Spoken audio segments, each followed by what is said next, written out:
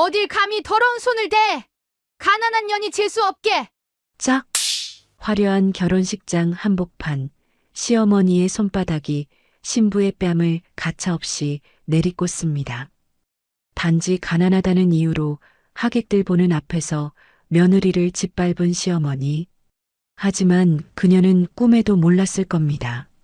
낡은 한복을 입고 구석에서 조용히 밥을 먹던 사돈이 사실은 시댁의 목숨줄을 쥐고 흔들 대한민국 최고의 큰손이었다는 사실을요. 사냥 시작해. 뼈 한 조각도 남기지 말고.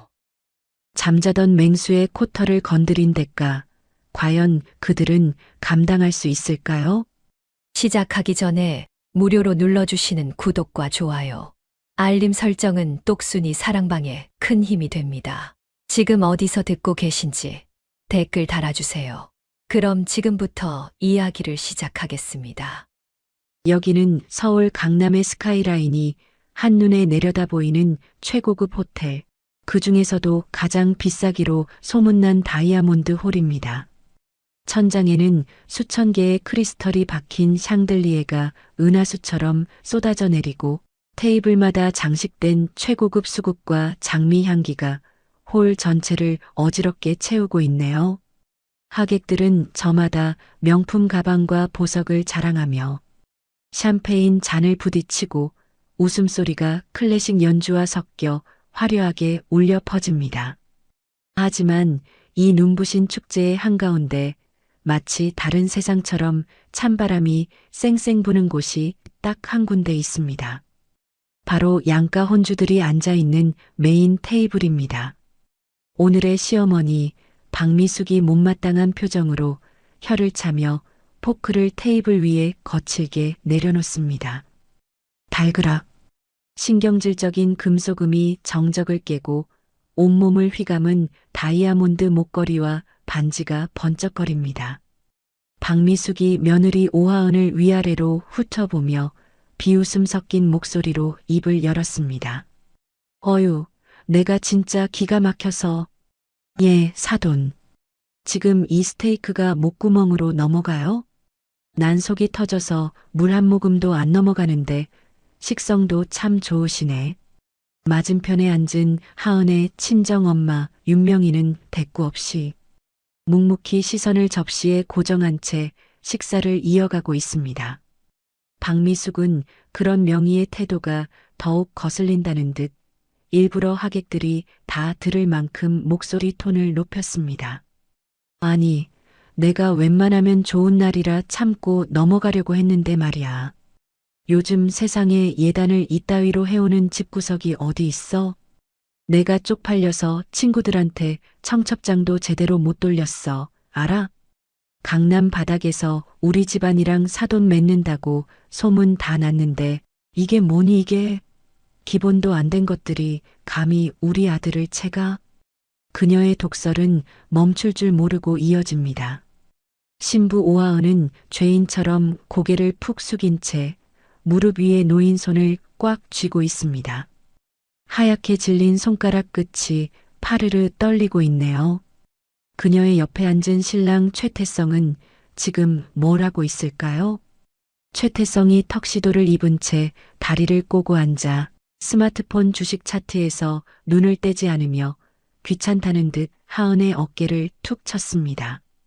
아, 하은아. 너 표정이 그게 뭐야? 엄마가 틀린 말했어? 네가 좀 싹싹하게 잘해서 엄마 기분 좀 맞춰드려야지. 지금 너 때문에 분위기 다 망치고 있잖아. 웃어, 좀. 저기 김 전무님 보고 계시잖아. 인생에서 가장 행복해야 할 결혼식 날 남편이라는 작자가 아내의 눈물을 닦아주기는커녕 면박을 주고 있습니다. 그때 시아버지 최동훈이 거드름을 피우며 지나가던 지배인을 손가락으로 까딱까딱 불렀습니다. 최동훈이 냅킨을 바닥에 집어던지며 쩌렁쩌렁한 목소리로 호통을 쳤습니다. 아, 여기 지배인 오라 그래. 음식이 왜 이 모양이야? 고기가 질겨서 씹히지가 않잖아. 내가 VIP 손님들 모신다고 최고급으로 준비하라고 했어. 안 했어? 사돈댁 형편 맞춰준다고 제일 싼 코스로 했더니 아주 개밥을 내놨구먼 그래. 그는 일부러 명희를 쳐다보며 비릿한 웃음을 흘렸습니다. 명희는 색이 바랜 낡은 옥색 한복을 입고 화려한 시댁 식구들 사이에서 마치 투명 인간처럼 앉아 있었습니다. 주변 테이블에 앉은 시댁 친지들이 그런 명희를 보며 자기들끼리 킥킥대며 귓속말을 주고받는 모습이 적나라하게 보입니다. 저 여자가 그 사돈이야? 꼴 좀 봐. 남편 없이 시장통에서 생선 판다더니 옷에서 비린내 나는 것 같지 않아? 쉬 들려. 근데 진짜 급이 안 맞긴 하다. 우리 태성이가 뭐가 아쉬워서 저런 집이랑 결혼을 했을까? 며느리가 임신해서 발목 잡은 거 아니야? 온갖 모욕과 수군거림이 화살처럼 날아와 꽂히는 가운데 하은은 더 이상 견딜 수가 없었는지 휘청거리며 자리에서 일어났습니다. 떨리는 손으로 시어머니의 빈 물잔을 채워드리려던 참이었죠. 하은이 뷔페 코너에서 물과 음식을 담아 조심스럽게 돌아오던 그때였습니다. 식장을 뛰어다니며 장난치던 어린아이 하나가 하은의 풍성한 드레스 자락을 밟으며 다리에 쿵 하고 부딪혔습니다. 아! 하은의 중심이 무너지면서 손에 들고 있던 접시가 기울어졌습니다. 찰랑거리던 갈비탕 국물이 공중으로 솟구쳐 올랐다가 거짓말처럼 박미숙의 무릎 위로 쏟아졌습니다. 아주 작은 기껏해야 손톱만한 얼룩이 박미숙의 수천만 원짜리 수입 드레스 자락 끝에 튀었습니다. 하지만 박미숙에게는 그게 아니었나 봅니다. 박미숙이 감전된 사람처럼 자리에서 벌떡 일어나며 찢어질 듯한 비명을 질렀습니다. 아, 이거 뭐야? 내 옷, 이게 얼마짜린 줄 알아? 식장 안의 모든 시선이 순식간에 혼주석으로 쏠렸습니다. 클래식 연주도 멈추고 하객들의 웃음소리도 뚝 끊겼습니다. 하은은 사색이 되어 허둥지둥 냅킨을 꺼내 시어머니의 옷을 닦으려 바닥에 무릎을 꿇었습니다. 하은이 울먹이며 덜덜 떨리는 손을 뻗었습니다. 어머니 죄송해요. 제가 닦아드릴게요. 아이가 갑자기 튀어나와서 정말 고의가 아니었어요. 박미숙이 하은의 손을 거칠게 뿌리치며 눈을 부라렸습니다. 손대지 마. 더러운 손으로 어딜 만져. 하여간 근본 없는 것들은 꼭 티를 내요. 재수없게. 너 지금 내 기분 잡치려고 일부러 그랬지? 그리고 그 순간이었습니다. 자, 날카로운 마찰음이 넓은 호텔홀의 정적을 단칼에 베어버렸습니다.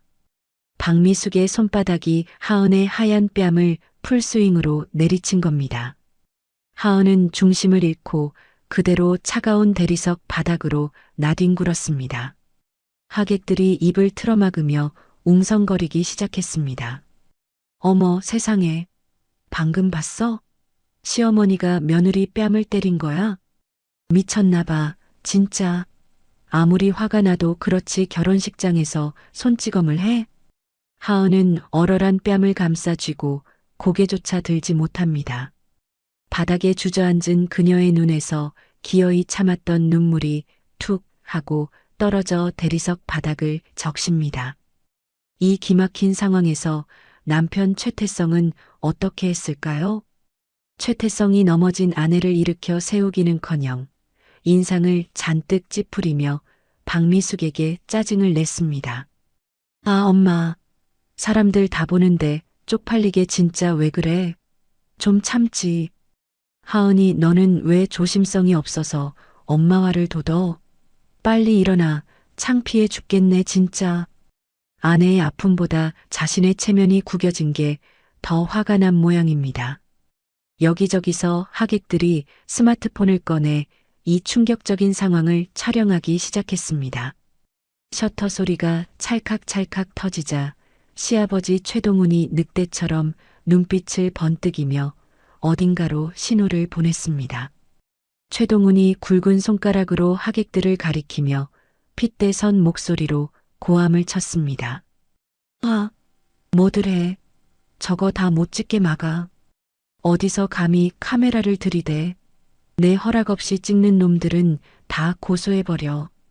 그 말이 떨어지기가 무섭게 식장 외곽에 대기하고 있던 건장한 경호원들이 우르르 몰려들었습니다. 검은 양복을 입은 경호원들이 하객들에게 위압적으로 다가가 스마트폰을 낚아채듯 내리게 합니다. 촬영하지 마십시오. 초상권 침해입니다. 당장 지우세요. 협조 안 하시면 강제로 퇴장 조치하겠습니다.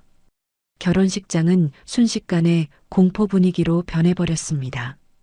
겁에 질린 하객들은 숨을 죽였고 힘없는 하은만 바닥에 쓰러진 채 누구의 도움도 받지 못하고 흐느끼고 있습니다. 바로 그때였습니다. 구석에서 유령처럼 앉아 마치 아무런 감정도 없는 사람처럼 보였던 명희가 천천히 자리에서 일어났습니다. 그녀가 의자를 뒤로 미는 소리가 유난히 크게 들렸습니다. 명희는 소란스러운 경호원들 사이를 뚫고 뚜벅뚜벅 단상 위로 걸어 올라왔습니다. 낡은 고무신을 신은 발걸음이었지만 이상하게도 그 발걸음 소리가 사람들의 심장을 쿵쿵 울리게 하네요. 명희는 바닥에 주저앉은 딸 하은 앞에 멈춰 섰습니다. 그녀는 아무 말 없이 허리를 굽혀 벌겋게 부어오른 딸의 뺨을 거칠지만 따뜻한 손으로 조심스럽게 감싸쥐었습니다. 하은이 떨리는 눈으로 엄마를 올려다보며 울음을 터뜨렸습니다. 엄마 미안해. 내가 못나서 엄마 창피하게. 명희는 대답 대신 소매 끝으로 딸의 눈물을 닦아주었습니다. 그리고 천천히 고개를 돌려 박미숙과 최태성 그리고 최동훈을 차례로 응시했습니다. 순간 박미숙은 흠칫 놀라 뒷걸음질을 쳤습니다. 방금 전까지 기가 죽어 밥만 먹던 촌스러운 노인의 눈빛이 아니었거든요. 그것은 마치 깊은 숲속에서 숨통을 끊어놓을 먹잇감을 발견한 굶주린 맹수의 눈빛이었습니다. 서늘하다 못해 뼈까지 시리게 만드는 살기가 명희의 눈동자에서 번뜩였습니다. 명희가 하은의 손목을 단단히 쥐며 낮게, 아주 낮게 속삭였습니다. 일어나라. 이런 쓰레기장에는 1초도 있을 필요 없다. 내 딸 눈에 눈물 나게 한 대가 피눈물로 갚게 해줄 테니. 명희는 하은을 일으켜 세운 뒤 멍하니 서 있는 사돈 식구들을 투명 인간 취급하며 식장 출구로 향했습니다. 최동훈이 뒤늦게 정신을 차리고 얼굴이 불그락푸르락해져서 소리쳤습니다. 이봐, 사돈. 지금 뭐 하는 짓이야? 결혼식을 망쳐도 유분수지. 당장 안 멈춰? 거기 안 서. 하지만 명희는 뒤도 돌아보지 않았습니다. 마치 그들의 목소리는 들을 가치도 없다는 듯 단호한 발걸음으로 호텔 로비를 빠져나왔습니다. 두 사람은 대기하고 있던 검은색 모범 택시에 올라탔습니다. 택시가 출발하고 창밖으로 멀어지는 화려한 호텔을 보며 하은은 여전히 공포와 서러움에 질려 어깨를 떨고 있었습니다. 명희는 그런 딸을 품에 안고 등을 가만히 토닥였습니다. 그리고 품 안에서 낡은 구형 폴더폰을 꺼내 어딘가로 전화를 걸었습니다. 뚜루루, 뚜루루. 신호음이 딱 한 번 울리고 상대방이 전화를 받자마자 명희가 입을 열었습니다. 그녀의 목소리는 더 이상 딸을 달래던 따뜻한 엄마의 목소리가 아니었습니다. 지옥 밑바닥에서 기어 올라온 복수의 화신처럼 낮고 으르렁거리는 목소리가 택시 안의 공기를 차갑게 얼어붙게 만들었습니다. 명희가 차가운 눈으로 창밖을 노려보며 지시했습니다. 김 실장, 준비해 둔 거 풀어. 사냥 시작해. 잠시 숨을 고른 명희가 덧붙인 마지막 말은 옆에 있던 하은조차 소름 끼치게 만들었습니다. 뼈 한 조각도 남기지 말고 아주 잘근잘근 씹어 먹어버려. 숨통이 끊어질 때까지. 이제 진짜 사냥이 시작되었습니다. 다음 날 아침 9시. 어제 그 난리통을 겪고도 해는 무심하게 떠올라 강남의 고급 빌라촌을 비추고 있습니다. 최동훈의 집 거실에는 팽팽한 긴장감 대신 늦은 아침의 나른함과 짜증만이 감돌고 있네요. 박미숙은 어제 결혼식장에서 입었던 드레스가 구겨질까봐 벗어 던져놓은 채 화려한 잠옷 가운을 걸치고 소파에 누워 씩씩거리고 있습니다. 그녀가 식탁 위에 놓인 찬물을 벌컥벌컥 들이켜며 신경질을 부립니다. 박미숙이 빈 물컵을 탁자에 쾅 내려놓으며 소리쳤습니다. 아이고 머리야. 내가 진짜 그년 때문에 혈압이 올라서 못 살겠네. 여보, 당신은 잠이 와요? 어제 그 망신을 당하고도 코가 골아져요? 안방 문이 열리고 부시시한 얼굴에 최동훈이 하품을 하며 걸어 나옵니다. 그 역시 어제의 분노가 가라앉지 않았는지 미간에 깊은 주름이 패여 있습니다. 최동훈이 뒷목을 잡고 인상을 쓰며 대꾸했습니다. 아, 아침부터 왜 소리는 지르고 그래. 나도 열받아서 술 마시고 겨우 잤구만. 그나저나 태성이 이 자식은 아직도 자? 그때 현관 인터폰이 요란하게 울려 퍼졌습니다. 딩동 딩동 딩동. 누군가 작정하고 누르는 듯 벨소리가 끊이지 않고 이어집니다. 박미숙이 짜증스러운 얼굴로 인터폰 화면을 확인하러 갑니다. 화면 속에는 낯선 양복쟁이 남자와 어제 봤던 그 촌스러운 사돈 여자가 서 있습니다. 박미숙이 콧방귀를 뀌며 현관문을 벌컥 열었습니다. 아니, 새벽부터 남의 집에 와서 무슨 행패. 박미숙의 말이 채 끝나기도 전에 윤명희가 그녀를 밀치듯 안으로 들어섰습니다. 그 뒤로 말끔한 슈트를 입은 변호사 강도진이 서류 가방을 들고 따라 들어옵니다. 명희의 차림새는 어제와 사뭇 다릅니다. 늘 입던 낡은 개량 한복 대신 한눈에 봐도 고급스러운 검은색 정장을 입고 있습니다. 하지만 박미숙의 눈에는 여전히 그녀가 시장바닥 장사꾼으로만 보이는 모양입니다. 박미숙이 기가 막히다는 듯 팔짱을 끼며 소리쳤습니다. 허, 참나. 어제는 도망치더니 이제 와서 비니려고 왔나 보네. 어림없어요. 내 아들 인생 망친 거 손해배상 다 청구할 거니까 그렇게 알아요. 명희는 대꾸할 가치도 없다는 듯 거실 한가운데 있는 대리석 테이블로 성큼성큼 걸어갔습니다. 그리고 도진에게 눈짓을 보냈습니다. 도진이 가방에서 두툼한 서류 봉투를 꺼내 테이블 위에 소리나게 던졌습니다. 탁! 서류 봉투가 미끄러지며 최동훈의 발치에 멈췄습니다. 최동훈이 바닥에 떨어진 서류를 주워들며 눈을 부라렸습니다. 이게 뭐야? 아침부터 재수없게. 도진이 안경을 고쳤으며 차갑고 건조한 사무적인 말투로 입을 열었습니다. 이혼 소송장, 위자료 청구서, 그리고 귀하의 재산에 대한 가압류 신청서입니다. 순간 거실에 정적이 흘렀습니다. 박미숙이 눈을 동그랗게 뜨고 서류를 낚아채듯 빼앗아 읽어 내려갑니다. 종이를 넘기는 그녀의 손이 부들부들 떨리기 시작합니다. 박미숙이 서류를 명희의 얼굴을 향해 집어 던지며 악을 썼습니다. 뭐? 이혼? 위자료? 아, 이게 미쳤나? 누가 누구한테 위자료를 달래? 내 딸년이 내 귀한 드레스 망치고 결혼식 파토 낸 거 기억 안 나? 소란스러운 소리에 방문이 열리고 최태성이 눈을 비비며 나왔습니다. 그는 아직도 상황 파악이 안 되는지 멍청한 표정으로 주위를 두리번거립니다. 최태성이 하품을 늘어지게 하며 물었습니다. 아, 엄마. 아침부터 왜 이렇게 시끄러워요? 장모님 오셨네? 하은이는요? 걔 아직도 삐져서 안 왔어요? 최태성은 명희에게 다가와 뻔뻔하게 말을 이었습니다. 장모님, 하은이 보고 들어오라고 하세요. 남자가 사회생활 하다 보면 아내 좀 못 챙길 수도 있지. 그걸 꽁해가지고 친정으로 도망을 갑니까? 애가 교육이 좀 안 되어 있네. 명희는 싸늘한 눈으로 사위였던 남자의 얼굴을 빤히 쳐다보았습니다. 저런 놈에게 내 귀한 딸을 맡겼었다니 속에서 천불이 올라오지만 차가운 이성을 유지합니다.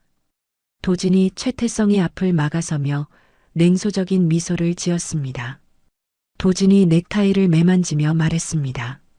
최태성 씨, 상황 파악이 좀 늦으시네요. 오하은 씨는 다시는 이 집에 돌아오지 않습니다. 그리고 교육 운운하시는데 가정폭력을 방관한 남편이 할 말은 아닌 것 같습니다만 박미숙이 코웃음을 치며 끼어들었습니다. 흥, 웃기고 있네. 야, 변호사 양반. 법 좋아하시네.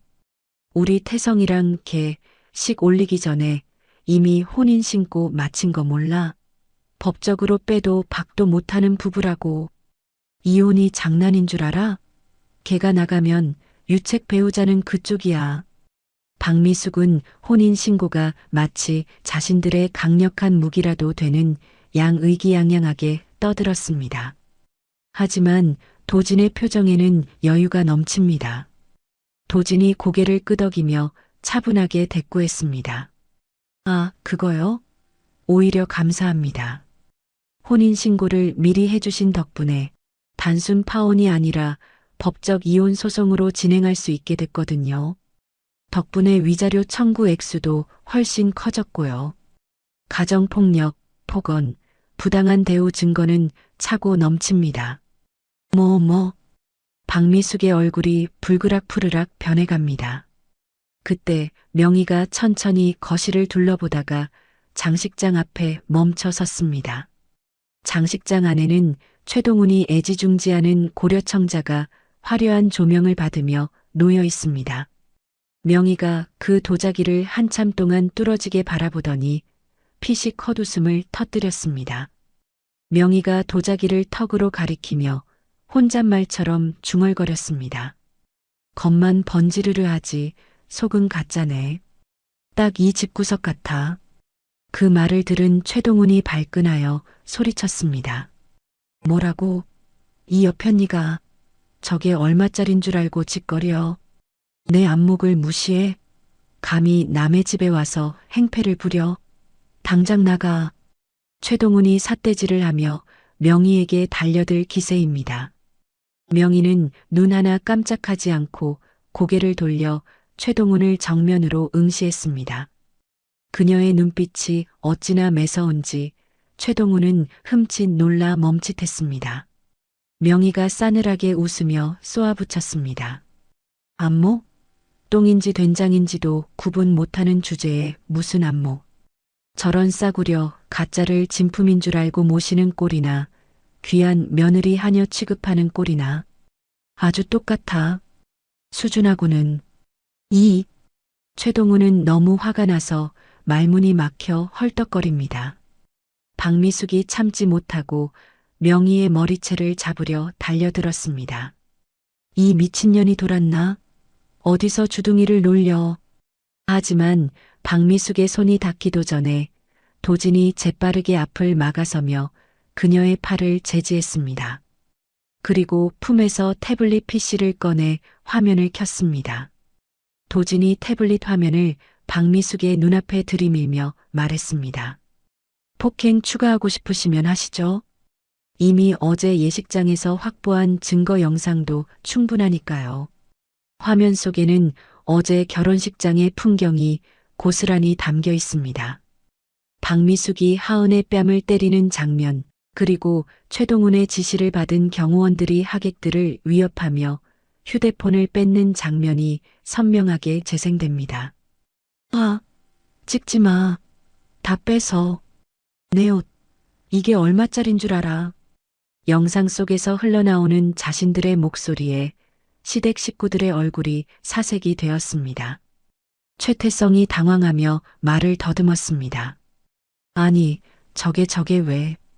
도진이 화면을 끄며 서늘하게 경고했습니다. 특수폭행, 협박, 강요죄, 그리고 다수의 하객을 상대로 한 불법적인 위력 행사. 이 정도면 징역형도 가능한 거 아시죠? 합의는 없습니다. 박미숙이 바들바들 떨며 주저앉았습니다. 자신들이 저지른 일이 단순히 집안 싸움이 아니라 범죄가 될 수 있다는 사실을 이제야 깨달은 듯합니다.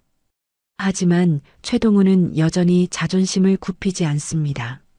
최동훈이 씩씩거리며 소리쳤습니다. 흥, 변호사 나부랭이 데려와서 겁주면 내가 무서워할 줄 알아? 나 최동훈이야. 내 뒤에 누가 있는지 알아? 내가 아는 검사만 몇 명인데. 명희는 그런 최동훈을 보며 가소롭다는 듯 입꼬리를 살짝 올렸습니다. 마치 철없는 어린아이의 투정을 보는 듯한 눈빛입니다. 명희가 천천히 현관 쪽으로 몸을 돌리며 등 뒤로 마지막 한마디를 던졌습니다. 그 목소리는 크지 않았지만 거실 전체를 쩌렁쩌렁하게 울릴 만큼 묵직했습니다. 명희가 현관문을 열다 말고 멈춰서서 나직하게 말했습니다. 일주일 주지. 최동훈이 멍하니 되물었습니다. 뭐? 명희가 고개를 살짝 돌려 공포에 질린 세 사람을 한 번씩 훑어보았습니다. 이 집 비우는 시간. 일주일이면 충분하겠지? 짐 싸서 나갈 준비나 해도. 무슨 소리야. 이게 내 집인데 내가 왜 나가. 최동훈이 발악하듯 소리쳤지만 명희는 대답 대신 쾅 소리가 나게 현관문을 닫아버렸습니다. 남겨진 거실에는 숨막히는 정적만이 감돕니다. 박미숙이 헝클어진 머리를 쥐어뜯으며 비명을 질렀습니다. 아, 저 여자가 진짜 미쳤나 봐. 여보, 어떻게 좀 해봐요. 저거 다 뻥카지? 그렇지? 최태성은 겁을 집어먹고 소파 구석으로 도망치듯 물러나 앉아 떨리는 손으로 휴대폰을 만지작거립니다. 최동훈은 분을 이기지 못해 씩씩거리면서도 명희가 마지막에 남긴 눈빛이 자꾸만 마음에 걸려 등골이 서늘해집니다. 그 눈빛은 단순한 화풀이가 아니었습니다. 자신이 평생 쌓아올린 모든 것을 무너뜨릴 수도 있을 것 같은 근원적인 공포가 담겨 있었습니다. 최동훈이 애써 불안감을 감추며 큰 소리쳤습니다. 걱정 마.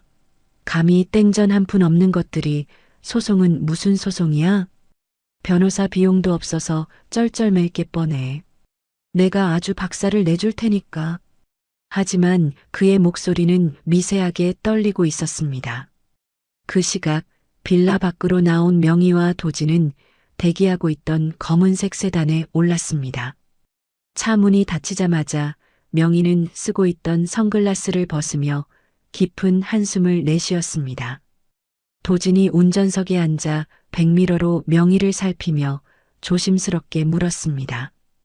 회장님, 괜찮으십니까? 저런 쓰레기들 상대하시는 거 피곤하실 텐데요. 명희가 창밖을 바라보며 차갑게 대답했습니다. 피곤? 아니, 이제 몸 좀 풀린 것 같네. 김 실장한테 연락해서 다음 단계 진행하라고 해. 네, 알겠습니다. 최동훈 사장 회사 쪽 자금줄부터 막을까요? 명희의 입가에 잔인한 미소가 번졌습니다. 아니, 밥줄부터 끊으면 재미없잖아. 숨통을 아주 천천히 조여야지. 일단 국세청이랑 은행 쪽에 소스 좀 흘려. 냄새 맡고 달려들게.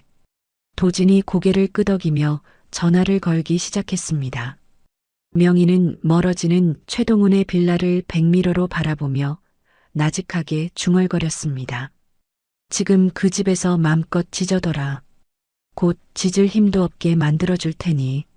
차가운 아스팔트 위를 미끄러지듯 달려가는 세단의 뒤로 폭풍전야의 고요함이 무겁게 내려앉았습니다. 이제 사냥개들은 풀려났고 먹잇감들은 자신들이 덫에 걸린 줄도 모른 채 발버둥 치고 있습니다. 3일 후 폭풍전야처럼 고요했던 시간은 끝났습니다. 최동훈이 운영하는 중소기업 대성정밀의 사장실. 최동훈은 평소처럼 다리를 책상 위에 올리고 느긋하게 골프 채널을 보고 있었습니다. 그가 콧노래를 흥얼거리며 커피를 마시려던 찰나였습니다. 쾅! 육중한 사장실 문이 부서질 듯 열리며 비서실장이 사색이 되어 뛰어들어왔습니다. 비서실장이 숨을 헐떡이며 외쳤습니다. 사장님, 큰일 났습니다. 지금 로비에. 최동훈이 인상을 찌푸리며 리모컨으로 TV를 끄고 소리쳤습니다. 아, 시끄러워. 노크도 없이 어디서 버르장머리 없이 들어와? 로비에 뭐? 누가 왔는데 그래? 그때였습니다. 비서실장의 어깨 너머로 파란색 조끼를 입은 건장한 남자들이 우르르 밀고 들어왔습니다. 그들의 손에는 압수수색이라고 적힌 파란 플라스틱 상자들이 들려 있습니다. 최동훈은 눈을 의심하며 자리에서 벌떡 일어났습니다. 이게 뭐야? 당신들 누구야? 가장 앞에 선 남자가 공무원증을 최동훈의 코앞에 들이밀며 무미건조하게 말했습니다. 국세청 조사 사국입니다. 대성정밀의 탈세 및 비자금 조성 혐의에 대한 제보가 접수되어 압수수색 영장 집행합니다. 협조하시죠. 최동훈의 눈동자가 지진이라도 난 듯 흔들립니다. 조사 사국이라니 기업들의 저승사자라고 불리는 곳 아닙니까? 최동훈이 넥타이를 거칠게 풀어헤치며 고래고래 악을 썼습니다. 뭐, 탈세? 아, 내가 세금을 얼마나 꼬박꼬박 냈는데. 니들 이거 실수하는 거야. 내가 누군지 알아? 내 뒤에 누가 있는지 아냐고. 하지만 조사관들은 그의 고함 소리를 배경음악 취급하며 능숙하게 서류 뭉치와 컴퓨터 하드 디스크를 박스에 쓸어 담기 시작했습니다. 우당탕탕 책장이 엎어지고 서류들이 눈송이처럼 바닥에 흩날립니다. 사장실은 순식간에 난장판이 되어버렸습니다. 그때 책상 위에 전화기가 발작하듯 울리기 시작했습니다. 따르릉, 따르릉, 따르릉. 최동훈이 씩씩거리며 수화기를 낚아채듯 들었습니다. 여보세요. 누구야? 수화기 너머에서 주거래 은행 지점장의 다급하고 냉정한 목소리가 들려왔습니다. 아, 최 사장님. 저 김 지점장입니다. 안타까운 소식을 전해야겠네요. 본사 리스크 관리팀에서 대성정밀에 대한 대출 전액 상환 명령이 떨어졌습니다. 최동훈은 귀를 의심했습니다. 뭐요? 상환? 아니, 김 지점장. 우리가 거래한 게 얼만데 갑자기 그게 무슨 소리야? 만기 연장해주기로 했잖아. 죄송합니다. 위에서 내려온 지시라 저도 어쩔 수가 없네요. 오늘 오후 4시까지 입금 안 되면 부도 처리 절차 밟습니다. 끊습니다. 뚜뚜뚜. 매정하게 끊긴 전화기에서 허무한 신호음만 흘러나옵니다. 최동훈이 수화기를 든 채 멍하니 서 있는데 이번에는 비서실장의 휴대폰이 울렸습니다. 전화를 받은 비서실장의 얼굴이 흑빛으로 변해갑니다. 비서실장이 떨리는 목소리로 최동훈을 불렀습니다. 사장님 큰일 났습니다. 제일물산 구매팀장님 전화인데요. 거긴 또 왜? 계약건 때문에 그래. 그게 이번 납품 계약 전면 취소하겠답니다.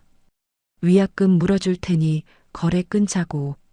그리고 앞으로 업계에서 우리랑 거래하면 블랙리스트에 올리겠다고 공문이 내려왔답니다.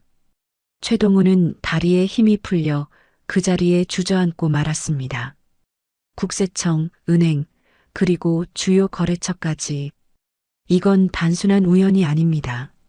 누군가 작정하고 대성정밀의 숨통을, 아니 최동훈이라는 인간의 사지를 찢어발기려 하고 있는 겁니다. 최동훈이 덜덜 떨리는 손으로 책상을 짚고 일어나며 비서실장의 멱살을 잡았습니다. 그의 눈에는 핏발이 서 있습니다. 알아봐. 당장 알아봐. 도대체 어떤 놈이 뒤에서 장난질 치는 건지, 어떤 놈이 감히 나를 건드려. 비서실장이 울먹이며 태블릿 PC를 내밀었습니다. 아까 은행 쪽 지인한테 급하게 물어봤습니다. 자금줄을 막고 압력을 넣은 곳이 YM홀딩스랍니다. YM홀딩스? 최동훈도 들어본 적 있는 이름입니다. 최근 몇 년 사이 대한민국 투자업계를 쥐락펴락한다는 괴물 같은 회사. 하지만 회장의 얼굴도 나이도 알려지지 않아 유령 기업이라고 불리는 곳이죠. 최동훈이 멱살을 풀고 비틀거리며 중얼거렸습니다. 거기가 왜 나랑 일면식도 없는 곳인데 왜? 이유를 알 수 없으니 공포는 배가 됩니다. 하지만 이대로 앉아서 죽을 수는 없습니다. 최동훈은 급히 금고를 열어 묵직한 가방 하나를 꺼냈습니다. 그 안에는 뇌물로 쓸 골드바가 번쩍거리고 있습니다. 차 대기시켜. YM 본사로 간다. 가서 회장놈 바지가랑이라도 잡아야 해. 서울 도심 한복판, 하늘을 찌를 듯 솟아있는 YM 타워. 최동훈은 그 압도적인 위용 앞에 잔뜩 위축된 채 로비에 들어섰습니다. 평소의 거만함은 온데간데없고 땀을 뻘뻘 흘리며 옷매무새를 다듬기에 바쁩니다. 안내 데스크 직원이 차가운 미소로 그를 맞이했습니다. 최동훈 사장님 되십니까? 회장님께서 기다리고 계십니다.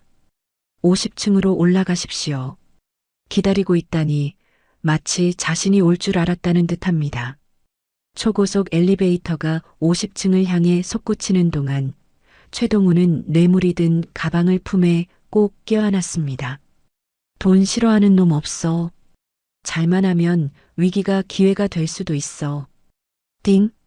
엘리베이터 문이 열리고 적막할 정도로 넓고 고급스러운 복도가 나타났습니다. 비서의 안내를 받아 도착한 곳은 회장실이라는 금색 명패가 붙은 거대한 양문 앞이었습니다. 최동훈은 마른 침을 꿀꺽 삼키고 심호흡을 했습니다. 후. 비서가 문을 열어주자 최동훈은 쭈뼛거리며 안으로 발을 들여놓았습니다. 운동장만큼 넓은 사무실 한쪽 벽면은 통유리로 되어 있어 서울 시내가 발 아래로 내려다 보입니다. 그리고 그 창가 쪽에 거대한 책상이 놓여 있습니다. 회장으로 보이는 사람은 높은 등받이 의자에 앉아 창밖을 보고 있어 최동훈에게는 등만 보입니다. 최동훈이 허리를 90도로 굽히며 비굴한 목소리로 외쳤습니다. 회장님, 안녕하십니까? 대성정밀 최동훈입니다. 바쁘신데 이렇게 만나주셔서 정말 감사합니다. 의자에 앉은 사람은 대답이 없습니다. 손가락으로 책상을 톡, 톡 두드리는 소리만 규칙적으로 들려옵니다. 최동훈은 식은땀을 흘리며 조심스럽게 한 걸음 더 다가갔습니다. 그리고 품에 안고 있던 가방을 테이블 위에 스르르 밀어 올렸습니다. 저 빈손으로 오기 뭐해서 작은 성의를 준비했습니다. 약소하지만 받아주십시오. 그리고 저희 회사에 대한 오해를 좀 풀고 싶습니다만. 그때였습니다. 책상 위에 놓인 스피커폰에서 비서의 목소리가 들려왔습니다. 회장님, 보안팀 대기 중입니다. 그리고 천천히, 아주 천천히 의자가 돌아가기 시작했습니다. 기익. 최동훈은 숨을 멈추고 의자에 앉은 인물을 바라보았습니다. 의자가 완전히 돌아가고 그곳에 앉아 있는 사람의 얼굴이 드러났습니다. 최동훈의 눈이 튀어나올 듯 커졌습니다. 입이 떡 벌어져 턱이 빠질 것만 같습니다. 사사돈? 그곳에는 낡은 한복 대신 최고급 이탈리아 원단의 슈트를 입은 윤명희가 앉아 있었습니다. 지적인 뿔테 안경 너머로 명희의 눈빛이 서늘하게 빛나고 있습니다. 그녀의 손에는 최동훈이 방금 바친 뇌물 가방이 들려 있네요. 명희가 가방을 열어 번쩍이는 골드바를 확인하더니 피식 조소를 터뜨렸습니다. 성에 뇌물이 아니고 명희가 가방을 책상 바닥으로 툭 던져버렸습니다. 쿵! 무거운 금덩이들이 바닥에 처박히는 소리에 최동훈의 심장도 함께 떨어졌습니다. 최동훈이 뒷걸음질 치며 말을 더듬었습니다. 아니, 이게 사돈이 왜 여기 아니, 회장님 비서이십니까? 아직도 상황 파악이 안 되는 모양입니다. 명희가 안경을 벗어 책상 위에 올려놓으며 천천히 자리에서 일어났습니다. 그녀의 뒤로 서울 시내의 전경이 후광처럼 펼쳐지며 압도적인 분위기를 자아냅니다. 명희가 또각또각 소리를 내며 책상 앞으로 걸어 나와 최동훈의 코앞에 섰습니다. 명희가 팔짱을 끼고 고개를 기울이며 싸늘하게 물었습니다. 비서? 내 회사인데 내가 왜 비서를 해?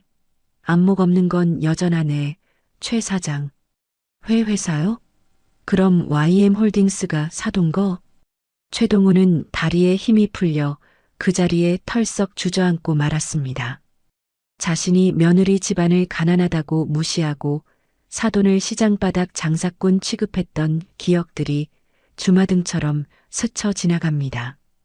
그리고 자신의 회사 자금줄을 쥐고 흔든 게 바로 눈앞에 이 여자라는 사실에 공포가 밀려옵니다.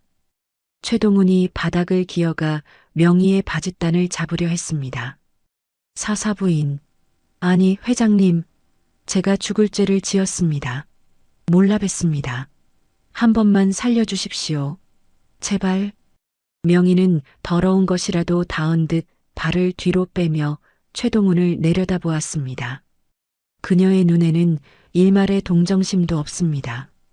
명희가 낮고 차가운 목소리로 쐐기를 박았습니다. 사부인? 누가 당신 사부인이야? 당신은 이제 내 채무자일 뿐이야. 그것도 아주 악질 채무자. 명희가 책상 위에 있던 인터폰 버튼을 눌렀습니다. 보안팀 들어와.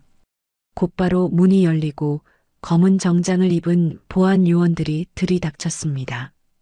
명희가 바닥에 널브러진 최동훈을 턱으로 가리키며 지시했습니다. 이 사람 끌어내.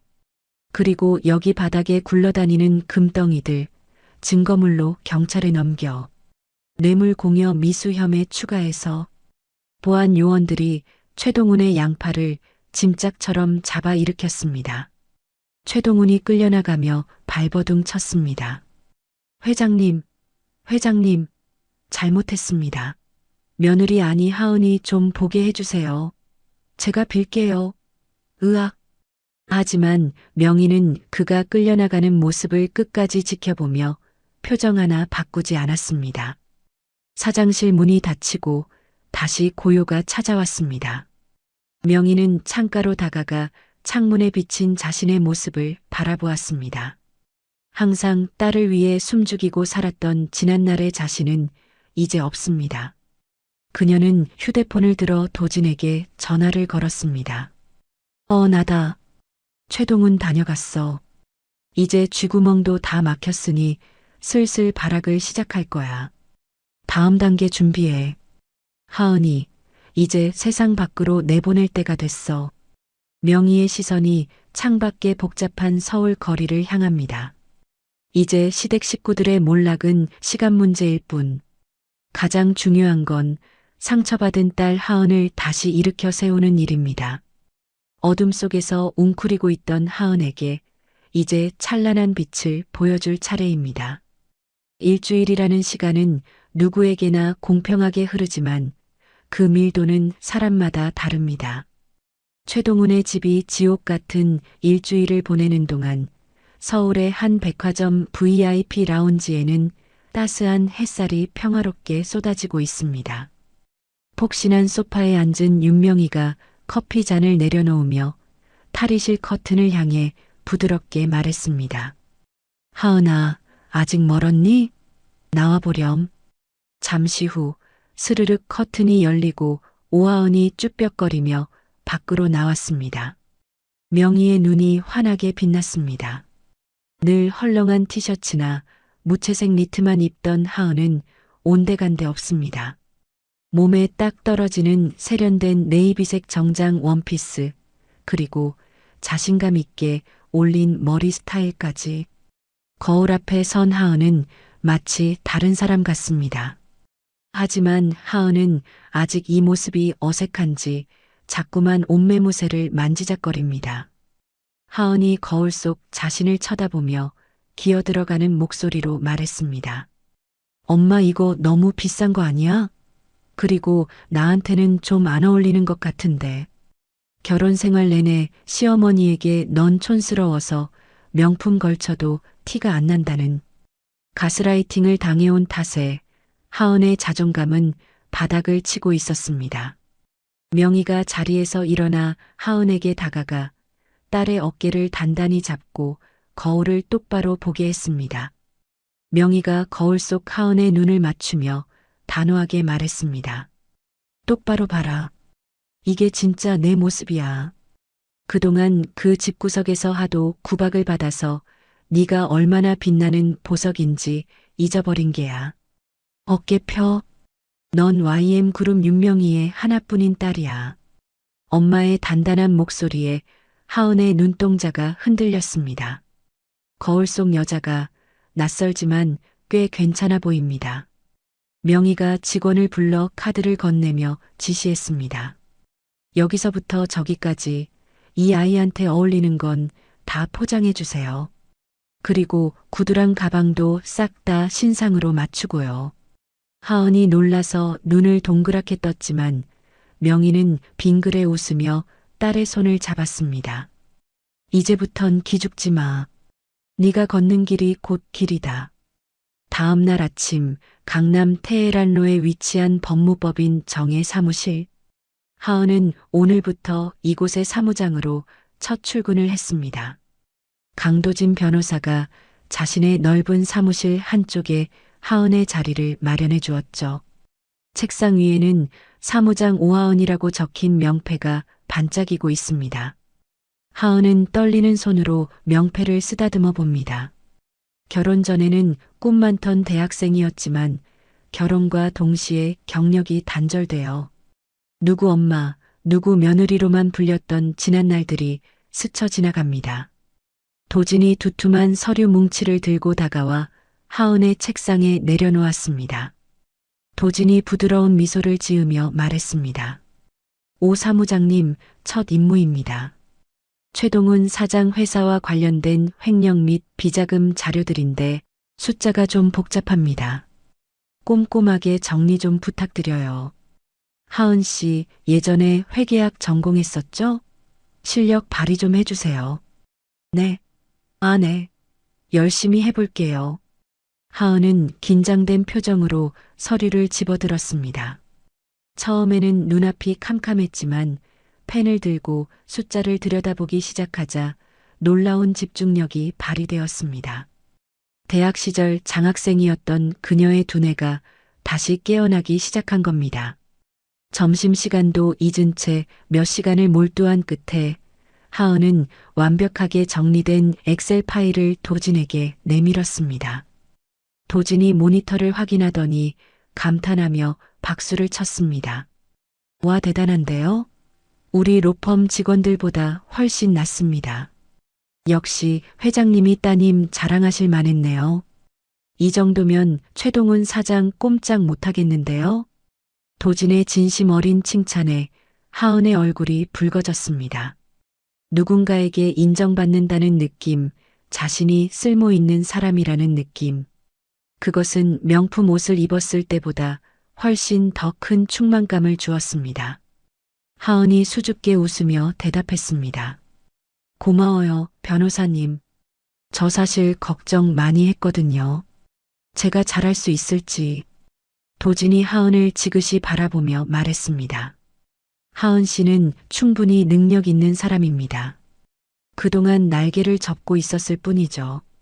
이제 활짝 펴고 날아오르기만 하면 됩니다. 자, 오늘 첫 출근 기념으로 제가 근사한 곳에서 저녁 쏘겠습니다. 가시죠. 그날 저녁 청담동의 화려한 라운지 바바. 도진은 하은을 데리고 꽤나 시끄럽고 힙한 곳으로 들어왔습니다. 화려한 조명과 음악 소리, 그리고 세련된 옷차림의 사람들. 하은은 이런 곳이 처음이라 조금 위축되었지만 도진이 자연스럽게 에스코트해준 덕분에 창가 쪽 좋은 자리에 앉을 수 있었습니다. 도진이 칵테일 2잔을 주문하고 하은에게 물었습니다. 분위기 좀 낯설죠? 가끔은 이런 데서 스트레스 푸는 것도 필요해요. 그리고 사실 여기가 최태성 씨가 자주 출몰하는 구역이기도 하고요. 네, 태성 씨가요? 하은이 놀라서 묻는 순간 거짓말처럼 입구 쪽에서 시끄러운 소리가 들려왔습니다. 아, 내가 누군지 알아? 여기 매니저 나오라 그래. 술값이 이게 말이 돼? 익숙한 목소리, 익숙한 진상짓. 최태성이었습니다. 그는 이미 만취한 상태로 친구들과 어울려 웨이터에게 시비를 걸고 있었습니다. 집안이 풍비박산나고 아버지가 쓰러질 위기인데도 정신 못 차리고 술판을 벌이고 있는 꼴이라니. 하은은 그 모습을 보자 가슴이 철렁 내려앉기는커녕 싸늘하게 식어버리는 것을 느꼈습니다. 내가 저런 남자를 믿고 평생을 약속했었다니. 한심함을 넘어 혐오감이 밀려옵니다. 그때 비틀거리며 화장실 쪽으로 걸어오던 최태성이 창가에 앉은 하은을 발견했습니다. 최태성은 눈을 가늘게 뜨고 하은을 위아래로 훑어보았습니다. 세련된 정장에 화려한 메이크업, 그리고 옆에 앉은 잘생긴 남자까지. 자신이 알던 촌스러운 아내의 모습이 아닙니다. 최태성이 비틀비틀 다가와 하은의 테이블을 손바닥으로 쾅 내리쳤습니다. 이게 누구야? 오하은 아니야? 야, 너 꼴이 이게 뭐냐? 집 나가더니 아주 살판났네. 옷은 또 어디서 훔쳐 입었어? 최태성의 입에서 역한 술 냄새가 확 풍겼습니다. 도진이 자리에서 일어나려 했지만 하은이 손을 들어 그를 제지했습니다. 그리고 천천히 고개를 들어 최태성을 똑바로 올려다보았습니다. 하은의 눈빛에는 더 이상 두려움이 없습니다. 하은이 차갑게 입을 열었습니다. 남의 테이블 와서 행패 부리지 말고 꺼져. 냄새나니까. 최태성은 예상치 못한 하은의 반응에 잠시 멍해졌습니다. 평소 같으면 미안해, 여보하며 쩔쩔맸을 여자가 눈을 똑바로 뜨고 꺼지라니요. 자존심이 상한 최태성이 얼굴을 붉히며 하은의 팔목을 거칠게 낚아챘습니다. 이게 진짜 돌았나? 남편을 보고 꺼져? 너 당장 집에 안 들어가? 어디서 외간 남자랑 히히덕거리고 있어. 그 순간 하은이 반대편 손으로 최태성의 손을 매섭게 뿌리쳤습니다. 그리고 들고 있던 칵테일 잔의 물을 최태성의 얼굴에 확 끼얹었습니다. 착! 얼음과 함께 붉은 액체가 최태성의 얼굴을 타고 흘러내립니다. 주변의 시선이 집중되고 음악 소리가 멈춘 듯 정적이 흘렀습니다. 최태성이 눈도 못 뜨고 어프어프하는 사이 하은이 또렷한 목소리로 일갈했습니다. 남편? 누가 내 남편이야? 우린 이미 끝났어. 그리고 당신 접근 금지 가처분 신청 못 받았어? 이거 명백한 위반이야. 경찰 부르기 전에 당장 내 눈앞에서 사라져. 하은의 카리스마에 눌려 최태성은 꼼짝도 못하고 입만 벙긋거립니다. 옆에 있던 도진이 나서서 최태성의 어깨를 밀치며 경고했습니다. 들으셨죠? 접근 금지 명령 위반으로 현행범 체포되고 싶지 않으면 지금 당장 나가시는 게 좋을 겁니다. CCTV 다 찍히고 있습니다. 최태성은 도진의 날카로운 눈빛과 주변 사람들의 수군거림을 견디지 못하고 씩씩거리며 뒷걸음질 쳤습니다. 두고 보자. 너 나중에 후회할 줄 알아. 최태성이 도망치듯 발을 빠져나가자 하은은 그제야 긴장이 풀린 듯 깊은 숨을 내쉬었습니다.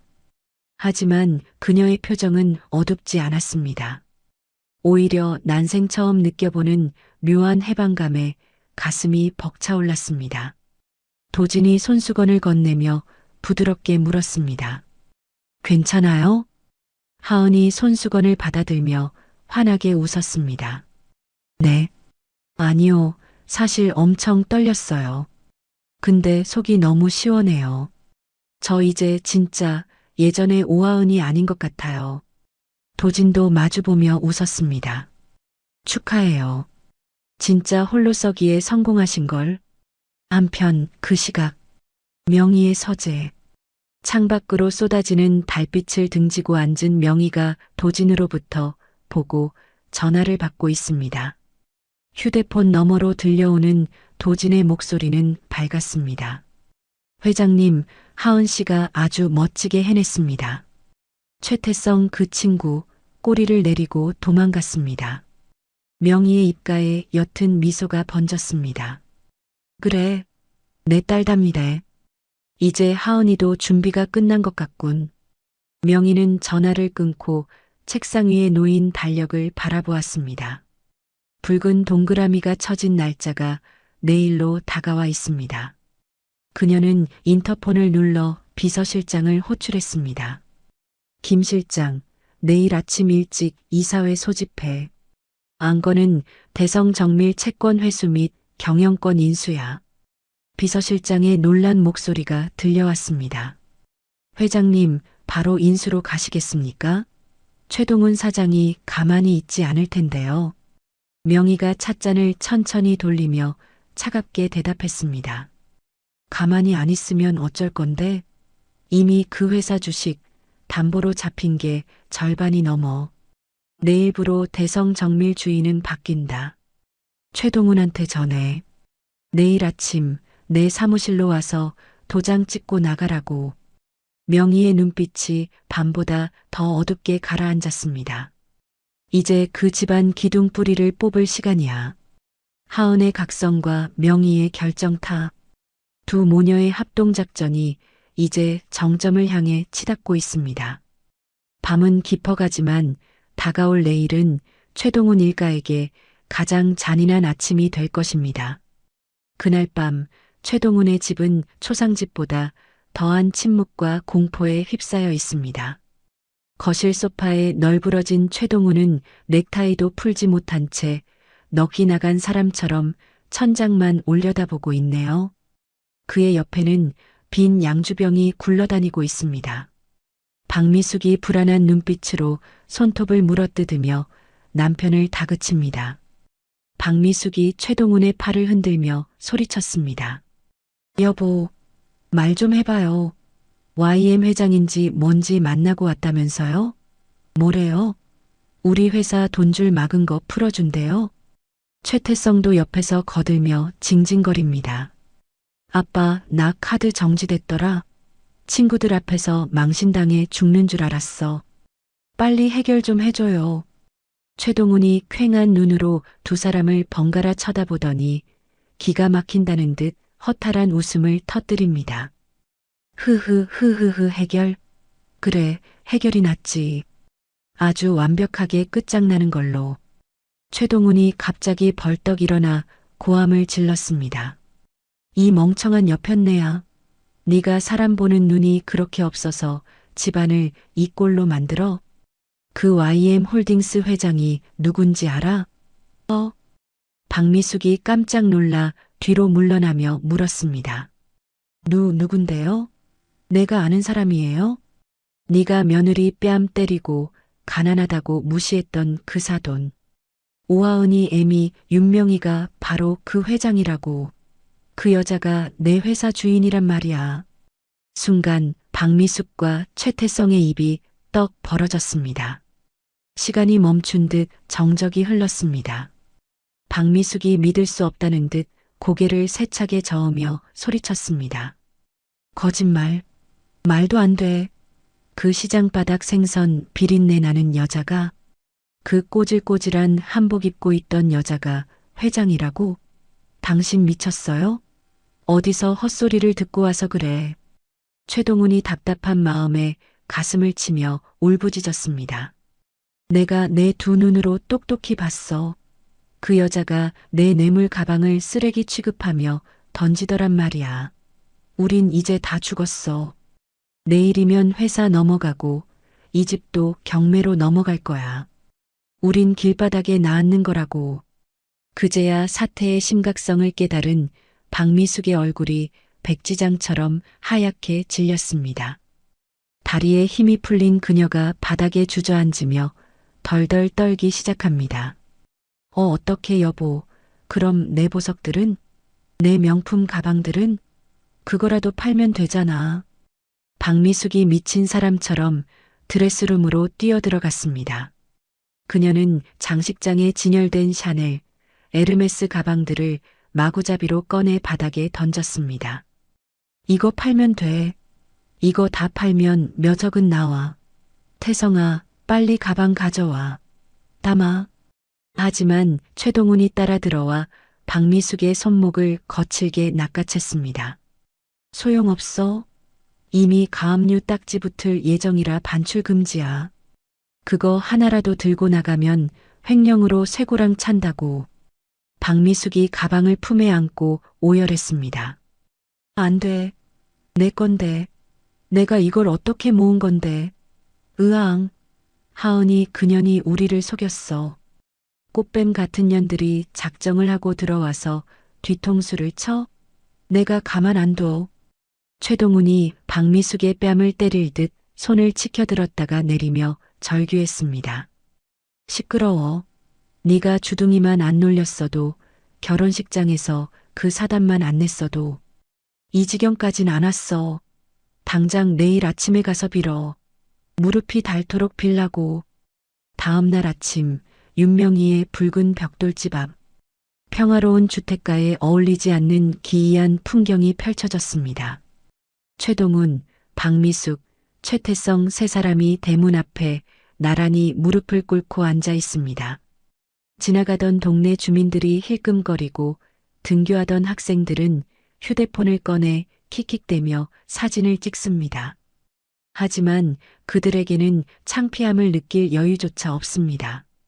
박미숙은 화장도 하지 않은 민낯에 헝클어진 머리를 하고 대문을 향해 닭똥 같은 눈물을 흘리며 곡을 합니다. 아이고 사부인, 제가 죽을 죄를 지었습니다. 한 번만 용서해 주세요. 제가 미쳤었나 봐요. 문 좀 열어주세요. 네. 최동훈도 대문에 머리를 박으며 애원합니다. 회장님, 제발 얼굴 한 번만 뵙게 해주십시오. 제가 시키는 대로 다 하겠습니다. 회사만은 제발 회사만은 살려주십시오. 최태성은 이 상황이 견디기 힘든 듯 고개를 푹 숙이고 있지만 아버지의 눈치 때문에 억지로 무릎을 꿇고 있습니다. 1시간, 2시간 시간이 흘러도 대문은 굳게 닫혀 열릴 줄을 모릅니다. 그때 대문 옆에 달린 인터폰 스피커에서 치직거리는 소리와 함께 명희의 목소리가 흘러나왔습니다. 누구세요? 아침부터 남의 집 앞에서 시끄럽게. 세 사람은 감전된 듯 인터폰 앞으로 기어갔습니다. 박미숙이 인터폰 카메라에 얼굴을 들이밀며 울부짖었습니다. 사부인, 저예요. 태성 엄마. 제가 잘못했어요. 어제는 제가 눈이 뒤집혀서 우리 하은이 내 딸처럼 생각하는 거 아시죠? 네. 명희의 차가운 웃음소리가 스피커를 타고 들려왔습니다. 딸처럼? 걔도 자기 새끼한테는 그렇게 안 해. 그리고 누가 당신 사부인이야? 우린 이미 남남인데. 최동훈이 다급하게 끼어들었습니다. 회장님, 제발 자비를 베풀어 주십시오. 우리 태성이랑 하은이 아직 젊지 않습니까? 다시 잘해볼 수 있습니다. 제가 태성이 놈 교육 다시 시키겠습니다. 자비, 글쎄, 내 딸 눈에서 피눈물 흘리게 해놓고 이제 와서 자비를 찾아? 꿈 깨세요. 당신들이 흘린 눈물, 아직 내 딸이 흘린 눈물의 반이 반도 안 되니까. 명희의 목소리는 서늘하다 못해 잔인하게 느껴집니다. 그리고 거기서 쇼하지 말고 꺼져요. 경찰 부르기 전에. 내 딸이 당신들 꼴 보기 싫어서 토하려고 하니까 뚝 인터폰이 매정하게 끊겼습니다. 박미숙이 대문을 두드리며 절규했지만 안에서는 아무런 인기척도 없습니다. 문 열어. 문 열라고. 오하은, 너 안에 있지? 네가 어떻게 나한테 이럴 수 있어? 시어머니한테 이래도 천벌 안 받을 것 같아? 그 시각 2층 창가. 커튼 뒤에서 이 모든 광경을 지켜보고 있는 사람이 있습니다. 바로 오하은입니다. 하은은 무표정한 얼굴로 창문 너머 바닥을 기고 있는 시댁 식구들을 내려다보고 있습니다. 예전 같았으면 마음이 약해져서 엄마 저렇게까지 해야 해? 라고 물었을지도 모릅니다. 하지만 지금 하은의 눈에는 그들이 사람이 아닌 탐욕스러운 괴물로 보일 뿐입니다. 뒤에서 명희가 다가와 하은의 어깨를 감싸 안았습니다. 명희가 부드럽게 물었습니다. 마음이 약해지니? 하은이 고개를 천천히 저으며 대답했습니다. 아니, 그냥 불쌍해. 돈이 뭐라고 저렇게 바닥까지 보일까 싶어서. 그리고 아주 속이 시원해. 하은이 손을 뻗어 창가에 쳐진 하얀 커튼을 확 닫아버렸습니다. 차르륵. 커튼이 닫히며 바깥 세상의 소음과 추악한 풍경이 완벽하게 차단되었습니다. 하은이 명희를 보며 맑게 웃었습니다. 엄마, 나 배고파. 우리 맛있는 거 먹자. 명희도 마주보고 웃으며 고개를 끄덕였습니다. 그래, 아주 맛있는 거 먹자꾸나. 같은 시각 명희의 서재 책상 위 휴대폰이 울렸습니다. 비서실장의 전화입니다. 명희는 하은을 식당으로 먼저 보내고 차분하게 전화를 받았습니다. 김 실장. 진행해. 네, 회장님. 지금 바로 대성 정밀에 대한 최종 부도 처리 및 채권 회수 절차 들어갑니다. 법원 경매 신청도 동시에 접수하겠습니다. 수고했어. 그리고 최동훈 휴대폰으로 문자 하나 보내. 게임 오버라고. 명희가 전화를 끊는 순간 밖에서 찢어질 듯한 비명소리가 들려왔습니다. 최동훈의 휴대폰이 울리고 그는 비서로부터 청천벽력 같은 소식을 전해 들었습니다. 사장님 끝났습니다. 은행에서 최종 부도 처리 통보가 왔어요. 공장 가동 멈췄고 직원들도 다 도망갔습니다. 이제 다 끝났습니다. 최동훈은 휴대폰을 손에서 놓치고 가슴을 부여잡으며 숨을 헐떡였습니다. 내 회사 내 돈. 최동훈의 얼굴이 보라색으로 변하더니 그대로 뒤로 넘어가며 아스팔트 바닥에 머리를 찧었습니다. 쿵. 박미숙이 기겁을 하며 쓰러진 남편을 흔들었습니다. 여보, 정신 차려. 태성아, 119, 빨리 119 불러.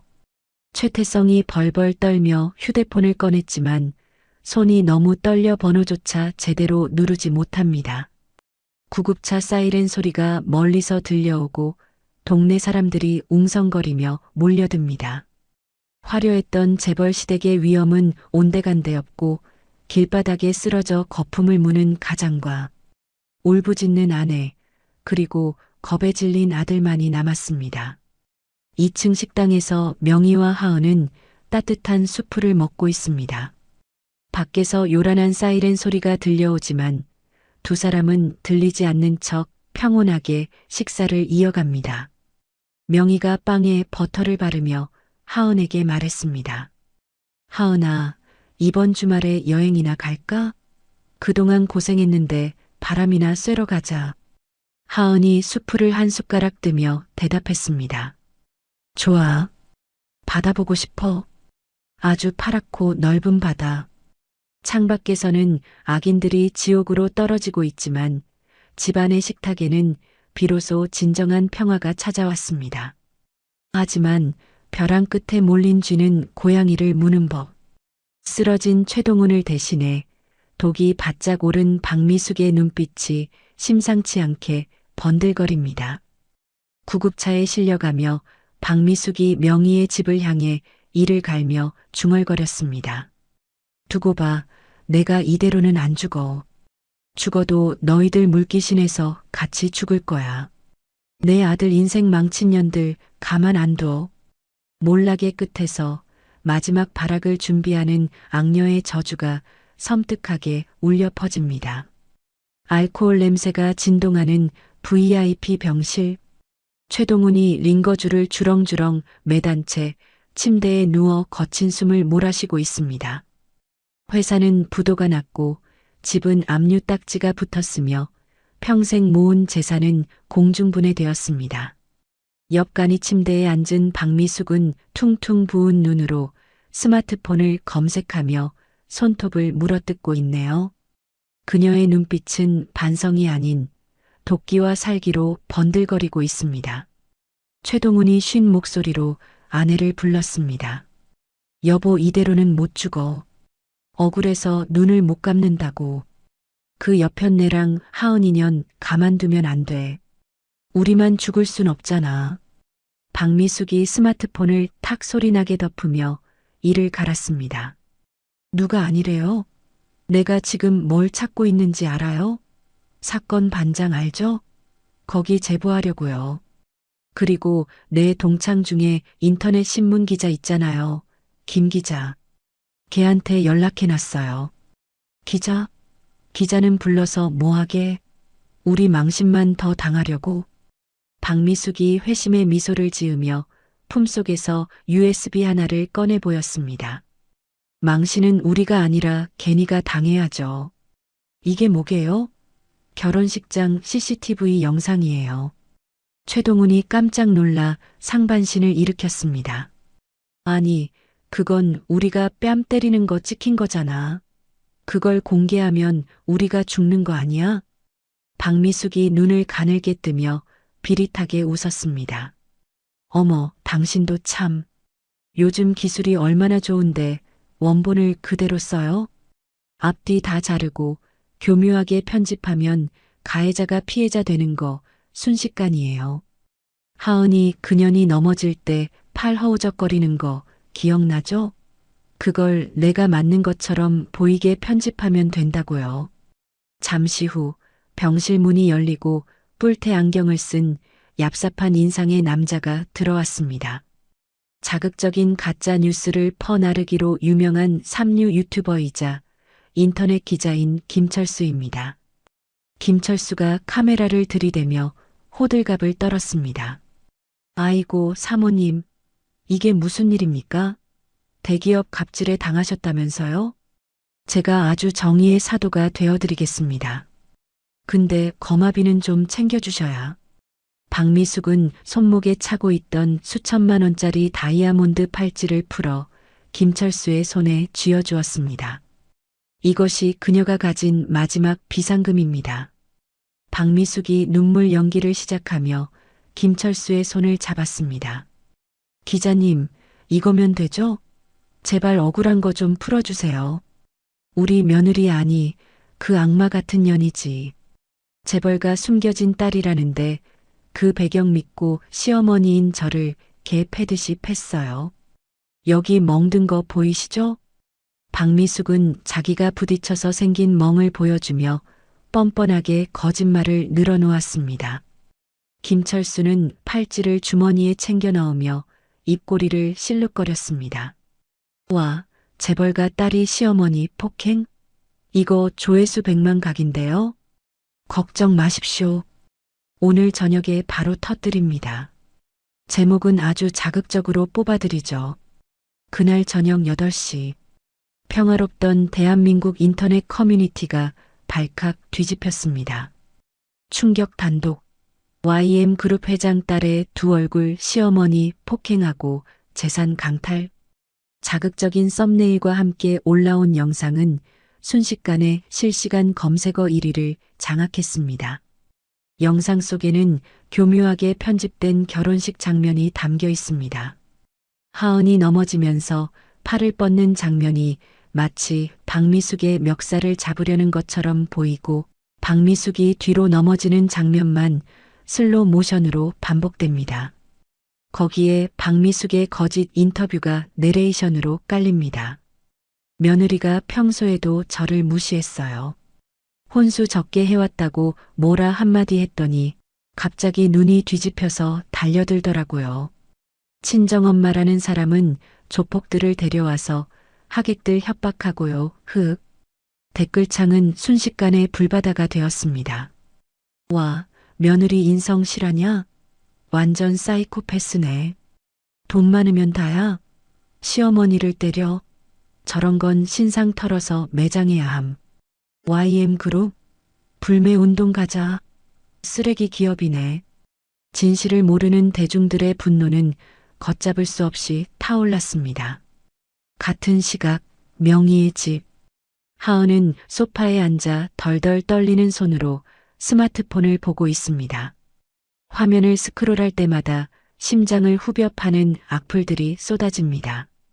누군가가 하은의 졸업사진과 신상 정보를 유포했고 개인 SNS에는 욕설 DM이 수천 통씩 쌓이고 있습니다.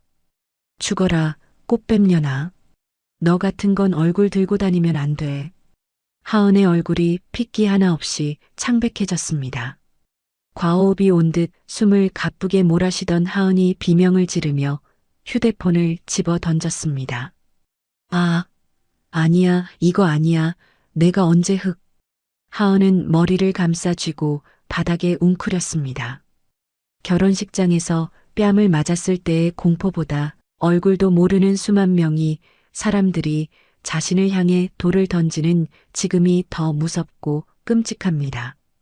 주방에 있던 명희가 놀라서 뛰어왔습니다. 하은아, 왜 그래? 무슨 일이야? 명희는 바닥에 떨어진 휴대폰 화면을 보고 단번에 상황을 파악했습니다. 화면 속에는 박미숙이 가짜 깁스를 하고 거짓 눈물을 흘리는 인터뷰 영상이 재생되고 있습니다. 명희의 눈썹이 꿈틀거리며 올라갔습니다. 지금껏 냉정함을 유지하던 명희도 딸이 무너지는 모습을 보자 분노가 치밀어 오릅니다. 하지만 명희는 감정적으로 대응하지 않았습니다. 그녀는 떨고 있는 하은을 품에 꽉 안아주며 등을 쓸어내렸습니다. 명희가 단호하고 침착한 목소리로 말했습니다. 하은아, 보지 마. 귀 막고 눈 감아. 저런 쓰레기들이 짖는 소리에 네가 다칠 필요 없어. 엄마가 다 해결할 거야. 하은이 명희의 옷자락을 꽉 쥐며 울먹였습니다. 엄마 사람들이 나보고 죽으래. 내가 괴물이래. 나 어떡해. 누가 그래? 넌 피해자야. 저것들이 괴물이고 악마야. 엄마 믿지? 진실은 절대 안 져. 내가 저 혓바닥을 다 뽑아버릴 테니까 조금만 참아. 그때 현관문이 쾅쾅쾅 울렸습니다. 기자들이 냄새를 맡고 집 앞까지 찾아온 겁니다. 오하은 씨, 안에 계시죠? 해명 좀 해보세요.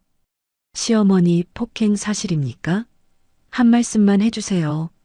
플래시가 번쩍거리고 고함 소리가 들려오자 하은은 더욱 깊이 명희의 품으로 파고들었습니다. 명희는 이를 악물고 비서실장에게 전화를 걸었습니다. 김 실장, 지금 당장 경호팀 보내서 집 앞 정리해. 개미 새끼 한 마리도 얼씬 못하게. 전화를 끊은 명희는 곧바로 강도진 변호사에게 다시 전화를 걸었습니다. 도진의 목소리도 다급하기는 마찬가지입니다. 회장님, 지금 상황이 심각합니다. 여론이 완전히 넘어갔어요.